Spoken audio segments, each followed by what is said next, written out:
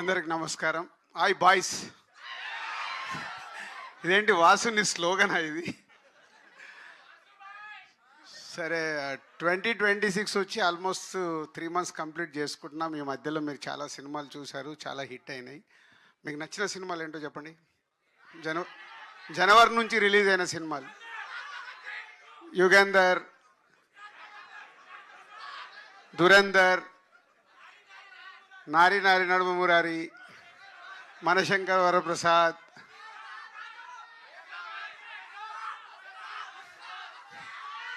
ఉస్తాద్. అంటే నేను ఎందుకు అడుగుతున్నా అంటే, ఒకప్పుడు మేము సినిమా తీసి రిలీజ్ చేసేటప్పుడు చాలా, ఇందాక అభిలాష్ అన్నాడు కదా నా గురించి టెన్షన్ పడ్డాడని. ఇప్పుడు ప్రతి సినిమాకు మీరు మమ్మల్ని అలా టెన్షన్ పెడుతున్నారు. సినిమా రిలీజ్ వరకు కాదు, ఫస్ట్ ఏదైనా ప్రోమో ఇవ్వగానే మీకు నచ్చుద్దా లేదా, నచ్చలేదానికి అక్కడే డిసైడ్ చేస్తున్నారు ఈ సినిమాకు థియేటర్కి వెళ్ళాలా వద్దా అని. అంటే మాకు సినిమా తీసే వాళ్ళకు మీరు ఇప్పుడు చాలా ఛాలెంజెస్ విసురుతున్నారు కోవిడ్ తర్వాత. దానికి మా యంగ్ ప్రొడ్యూసర్స్, అంటే నేను యంగే,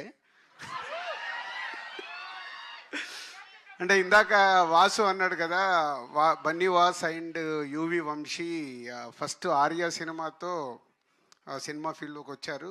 west Godavari distributor Bunny Vas, Nellore distributor UV Vamsi.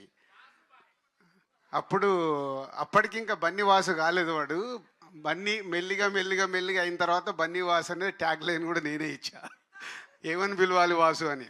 So ఈరోజు అటు వాసు GA2లో కానీ వంశీ టు యూవీలో సక్సెస్ఫుల్గా జర్నీ చేస్తూ ముందుకెళ్తున్నారు. పోతే బన్నీ వాసుకేమో రైట్ సైడ్ బన్నీ ఉన్నాడు, వంశీకేమో లెఫ్ట్ సైడ్ ప్రభాస్ ఉన్నాడు.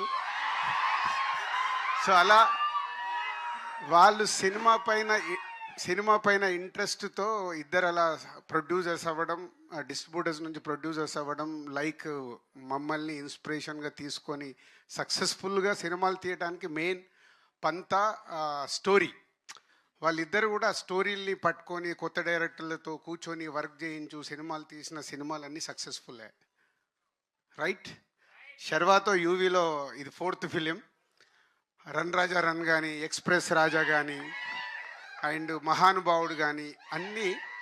ఇప్పుడు ఈ బైకర్ గురించి లాస్ట్లో మాట్లాడతా. సో ఇలా మంచి సినిమాలు వచ్చేటప్పుడు అటు వంశీ అండ్ టీమ్, ఇటు వాసు తను తీస్తున్న సినిమాల్లో స్క్రిప్ట్ని పట్టుకున్నప్పుడు డైరెక్టర్స్తో కూర్చుండి వర్క్ చేసినప్పుడు సక్సెస్ఫుల్ సినిమాలు. అది నా ఫార్ములా. నేను కూడా ఈ మధ్య కొంచెం ట్రాక్ తప్పి మళ్ళీ ఇప్పుడే ట్రాక్ ఎక్కాను. సో ఎక్కేసా డోంట్ వరీ, వచ్చేస్తున్నాం. సో అలా అంటే కథల్ని నమ్ముకొని రైట్ టీంతో వర్క్ చేసినప్పుడు వాళ్ళ కెరియర్లో ఎప్పుడు మిస్ఫైర్లు కొట్టలే, నేను కూడా ఎప్పుడు మిస్ఫైర్లు కొట్టలే. So that is a inspiration for వాళ్ళకి. అలాగే కొత్తగా వస్తున్న వాళ్ళు కూడా చాలామంది పంతాలో వెళ్ళిన వాళ్ళందరూ సక్సెస్ఫుల్గానే ఉంటారు. సో ఈ పాయింట్ ఎందుకు చెప్తున్నానంటే, మిర్చి సినిమా తీసినప్పుడు వంశీ ఫస్ట్ ఫిలిం నాకు కథ వినిపించాడు. తర్వాత సినిమా రెడీ అయిన తర్వాత యావిడ్ రూమ్లో సినిమా చూపించాడు, ఫస్ట్ కాప్ వచ్చిన తర్వాత సినిమా చూపించాడు. అలా ప్రతి ఒక్కటి షేర్ చేసుకునే వాళ్ళం. నేను అలాగే అంతకుముందు నేను ఆర్య ఆట అన్న తర్వాత అరవింద్ గారికి వీళ్ళందరికీ మేము కథలు వినిపించడము, ఒపీనియన్ తీసుకోవడము, షేరింగ్ ఉండేది. సరే, ఎవరి లైఫ్లో వాళ్ళం బిజీ అయిపోయాక నాకు తెలిసి ఎక్స్ప్రెస్ రాజా లాస్ట్ అనుకుంటా నేను చూసింది. దాని తర్వాత వంశీ నాకు ఏ సినిమా చూపించాలి, after long time biker cinema అన్న నువ్వు చూడు అని చూపించాడు. నేను ఎందుకు చెప్తున్నా అంటే, ఎప్పుడైతే ఇందాక అభిలాష్ చెప్పినప్పుడు నా వంశీ సినిమానో వాసు సినిమానో నేను ఈజీగా గెట్ చేయగలుగుతాను. నేను మీలాగా అక్కడ కుర్చీలో కూర్చొని చూస్తాను, నాకేం ఎమోషన్ ఉండదు. సో నా సినిమా ఎప్పుడన్నా వాళ్ళు చూడాలనుకున్నప్పుడు వంశీ కానీ వాసు కొంచెం మేనేజ్ చేస్తాడు, కానీ వంశీ నాలాగే ముఖం మీదే చెప్పేశాడు, అన్న బాగుంది బాగాలేదు అని, మోమాటం ఉండదు. సో ఈ బైకర్ చూసినప్పుడు ఆఫ్టర్ లాంగ్ టైం ఒక యావిడ్ రూమ్లో నేను సినిమా చూసినప్పుడు అభిలాష్, ఫస్ట్ క్రెడిట్ అభిలాష్కే. ఎందుకంటే ఒక డైరెక్టర్గా తను అనుకున్నది అచీవ్ చేయగలిగాడు. దానికి ఆ ఎమోషన్స్ కానీ, ఆ బైక్స్ పైన తీసిన, ఇందాక సౌండ్ అన్నాడు కదా, ఇప్పుడు అడిగాను నువ్వు యావిడ్ రూమ్లో చూపించేసావు, అలా కాదు నేను ఫుల్ స్క్రీన్లో సినిమా చూడాలి, ఆ సౌండ్ ఏంటి, నీ విజువల్స్ అక్కడ చూసిన దానికి థియేటర్కి డబుల్ అవుతుంది. మామూలుగా మన టీవీలో చూసినప్పుడే ఉండే ఎక్స్పీరియన్స్ బిగ్ స్క్రీన్ మీద చూసినప్పుడు సౌండ్ కానీ విజువల్స్ కానీ చాలా మారుతాయి. దానికోసం నేను వెయిటింగ్.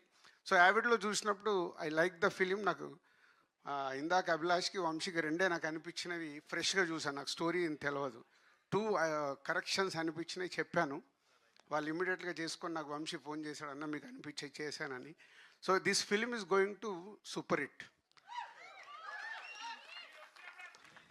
అట్లా లేదమ్మా, మీరు అదేం లేదు, మార్నింగ్ షో చూసి మళ్ళీ మీరే అంటారు, ఇప్పుడు నన్ను కూడా తిట్టుకుంటారు రేపు మీకు నచ్చలేదు అనుకో. అది నాకు క్లారిటీ ఉంది. ఈ సినిమా సూపర్ హిట్. మీరు థియేటర్కి వచ్చి ఎంజాయ్ చేస్తారు. ఎందుకంటే ఇందాక అభిలాష్ చెప్పినట్టు father and son emotion super. అలాగే వాళ్ళిద్దరి మధ్యలో ఉండే కాన్ఫ్లిక్ట్, ఫాదర్ అండ్ సన్ మధ్యలో ఉండే కాన్ఫ్లిక్ట్ సూపర్. విజువల్స్, బైక్తో రేస్ చేసిన ఎపిసోడ్స్ సూపర్. అండ్ ఇలా ప్రతి ఒక్కటి almost 2.5 hours film. And release అయిన సాంగ్స్ కూడా చూశారు. మ్యూజికల్గా Ghibran is given is very good. Yuvraj visuals, ఇలా ప్రతి ఒక్కరు పార్టిసిపేషన్ చేశారు ఈ సినిమాకి, ఆల్ టెక్నీషియన్స్. అది ఎప్పుడు సాధ్యమవుద్దంటే అప్కమింగ్ తనకు సెకండ్ ఫిలిం డైరెక్టర్ కాబట్టి అది రాసుకొని అనుకున్నది తీసుకునే వరకు యువి వంశీని కూడా బాగా కష్టపెట్టాడు. అలాగే వాళ్ళ యాక్టర్స్ని కూడా కష్టపెట్టారు. స్పెషల్గా ఇందాక రాజశేఖర్ గారి గురించి కూడా మాట్లాడతాను నేను. చెప్పారు ఇందాక అభిలాష్ 8:30కి వచ్చేవారని. అంటే మా ఇండస్ట్రీలో కొన్ని నడుస్తూ ఉంటాయి, రకరకాల రూమర్స్ ఉంటాయి, దాన్ని క్లియర్ చేశాడు అభిలాష్. సో శర్వ, అక్కడి నుంచి శర్వాకి వస్తే ఎంత మేకోవర్ అయ్యాడు అసలు. నేను ఆ మధ్య చూసి షాక్ అయ్యాను. ఎందుకంటే మేము శతమానం భవతి కానీ జాను 2 సినిమాలు చేశాము శర్వతో మా సంస్థలో. సో శర్వ అయిన మేక్ ఓవర్ బికాజ్ ఆఫ్ ఈ క్యారెక్టర్కి కావాల్సిన బైక్ రేస్ కావాల్సిన ఆ వెయిట్ అవన్నీ క్యాలిక్యులేట్ చేసుకొని డైరెక్టర్ అడిగాడని Sharwa is done is a good job. అంటే పర్ఫార్మెన్స్ కానీ everything is a super. Looks, costumes, everything. శర్వాని స్క్రీన్ మీద మీరు ఆల్రెడీ సాంగ్స్లో దీంట్లో చూశారు కదా, అలా అద్భుతంగా శర్వ మేక్ ఓవర్ అయ్యాడు. అండ్ హీరోయిన్ లవ్ స్టోరీ దగ్గర కానీ వైఫ్ అండ్ హస్బెండ్ మధ్యలో ఉండే రిలేషన్స్, ఈ బుడ్డోడు వీడు ఉన్న స్క్రీన్ ప్రజెన్స్ తక్కువ, ఇందాక ఎలా అయితే మాట్లాడాడో స్క్రీన్ మీద కూడా అలాగే ఎమోషన్స్ సూపర్గా పండించారు ఎమోషన్స్. అది ఓన్లీ బికాజ్ ఆఫ్ డైరెక్టర్ తను రాసుకుంది స్క్రీన్ మీదకి వచ్చేలాగా చేశాడు. దానికి నో డౌట్ ఫస్ట్ డైరెక్టర్ తను అనుకున్నది తెచ్చుకోవటానికి అందరితో యాక్ట్ చేయించుకోవడం అనేది అది only director job. Your done is very good job Abhilash.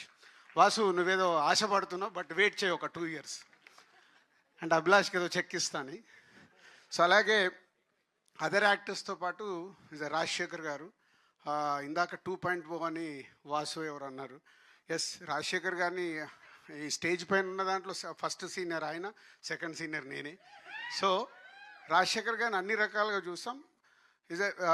ఈ సినిమాలో ఒక ఫాదర్గా, ఒక శర్వాకు ఒక కోచ్గా తను చేసిన పర్ఫార్మెన్స్లో కానీ ఆ స్ట్రిక్ట్నెస్, కోచ్ అంటే ఎలా ఉండాలో అలా ఉండాలి కదా, దానివల్ల చేసింది వాళ్ళిద్దరి మధ్యలో జరిగిన కాన్ఫ్లిక్ట్ కానీ is super. And father and son, and ఇప్పుడే రివీల్ చేద్దాము, ఫాదర్ అండ్ సన్ ఎమోషన్స్ అన్నీ అద్భుతంగా చేశారు. థ్యాంక్ యూ రాజశేఖర్ గారు. ఎందుకంటే ఇప్పుడు మీరు ఇలా ఓపెన్ అయినప్పుడు మేము రేపు కథల్లో మీ దగ్గరికి ఈజీగా అప్రోచ్ అవ్వగలుగుతాం, ఓకే రాజశేఖర్ గారిని క్యారెక్టర్లో అడగొచ్చు అని. సో మీరు ఇలా ఇండస్ట్రీకి మళ్ళీ 2.0గా రావడం చాలా happy sir. Thank you, welcome. And UV Vamsi, మొన్న ఈ మధ్య నేను ఇందాక కథ గురించి మాట్లాడాను కదా, సంతోష్ శోభన్తో,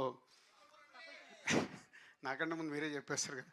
సో ఒక మళ్ళీ చిన్న సినిమా తీసి ఎలా అయితే రీచ్ అయ్యాడో, ఈ సినిమాతో మళ్ళీ is giving a very good film for audience, for industry.